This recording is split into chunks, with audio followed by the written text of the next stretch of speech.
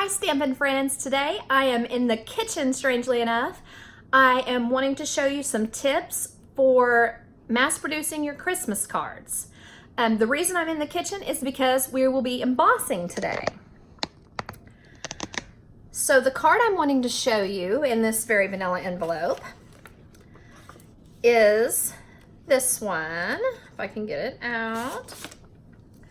It uses the So Many Stars stamp set and the matching stitched stars dies.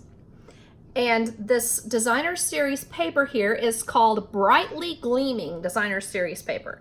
It has these really pretty, several different designs and most of them have little bits of copper embossing on them. So they look really nice if you do something with copper embossing, or if you use the copper foil paper and cut out some of the designs, that would also look really cute. Okay, for this card, the point is that when you open it up, the card spins. So you just use dental floss to make that happen.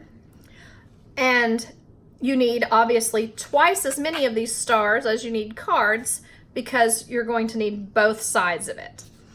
I like how this looks with the matching ribbon. And then I also wanted to show you on the inside what I did. I wanted to leave this the Night of Navy, but I put this here so you could stamp your name or sign your name or leave a little message so that it would contrast and you'd be able to write easily. Especially since this is a vanilla card, I didn't want to use the white craft or white chalk pen because it wouldn't quite match. So let me show you quickly how I punched out my stars. Now this is the slightly larger, I've got it upside down, slightly larger star that I used to make the space for it to spin through.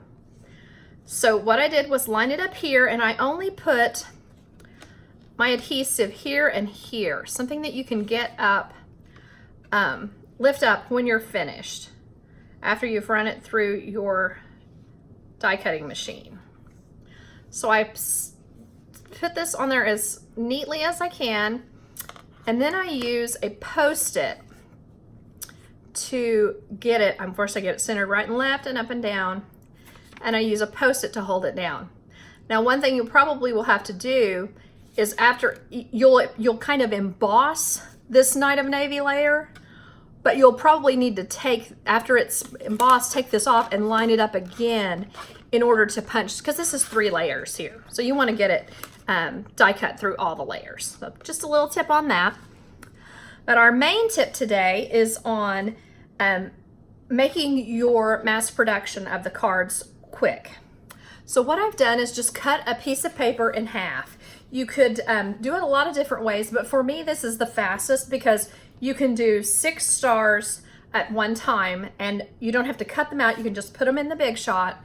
And the reason you can only get 6, I mean, it'd be very easy to stamp 8, but the reason you can only get 6 is that the dies cut on the edges. They cut both inside and outside on these stitch stars. So you want to be sure and have plenty of space between each of the stamps of the star. So the first thing I do is take our embossing buddy and cover the entire thing with it as best I can. Then I'm using Versamark, which is the watermark ink, to ink my stamp, which I'm using this little star. And so what I do, rather than do each one individually, I like to go ahead and do 6 at a time and not get too close to the edge, because I don't want to take any chances on getting it too close so that the edge doesn't fit in the die cut. Whoops, I may have a bobble on that one.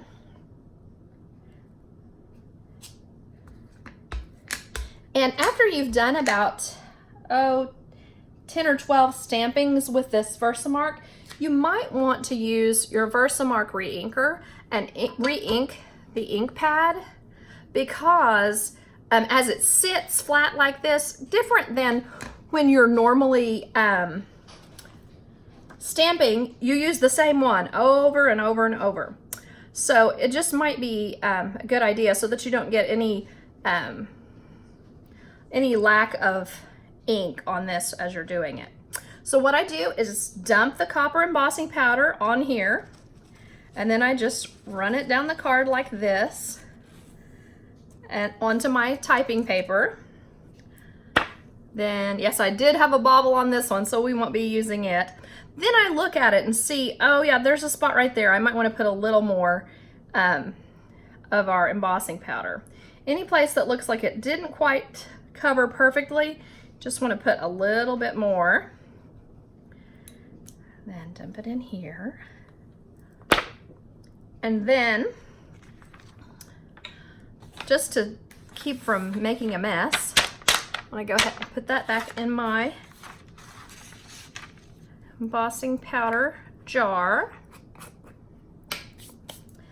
Then I'll take my heat tool, and you don't want to burn your fingers, so you want to heat far from your hand and then turn it around. So you'll notice as I'm doing this, it starts to bubble up and then get shiny. So when all of the powder is shiny, that's when you know that you've done a good job and gotten everything heat embossed. If you don't, you'll have kind of a powdery mess on your cards when you're finished, and you don't want that. One thing you want to be sure also on these, with these points, you want to be sure that you've gotten them well embossed. Like you may have the middle done, but you want to spend time individually on each of the points just to be sure that you've done a good job.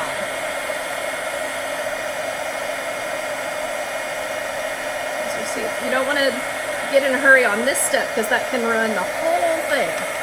So anyway, I think you get the idea. You can see there how shiny this is versus when it's still the powder.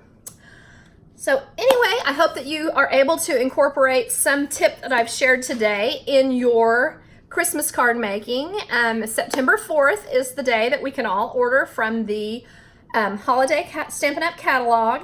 And just let me know if you need one or have an order to place. Thanks so much for watching.